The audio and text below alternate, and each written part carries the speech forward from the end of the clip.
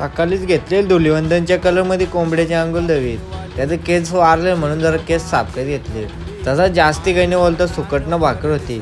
ती दणकून एकदम किचनमध्ये चाललेलंच आपण, पण तेवढ्यानं आपल्याला चानच भेटले माराची.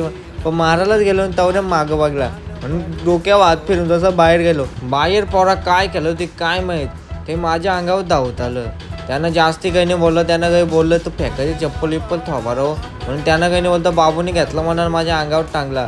बाबूला बोलू टांगला तर मीच याचो खालती. तसंच कोंबडा शिजला ना आपण ताव मारायला बसलो. बघता बघता एक शर्ती पण चालू होत्या. मी तसाच गेलो कामाला जाताना बरा वाटला कारण की आज पाऊस नव्हता. तसंच लगे एक गाडी लावायला जागा नाही भेटली म्हणून देशी जुगाड केला ना. गाडी उलटी सुलटी काहीतरी करून लावली. लगेच लाईट केली, फ्लॅश ऑन करून लगेच गाडी भरायला सुरुवात पण आपली केली. तसंच गाडी भरली नाही का वजन चेक करायला.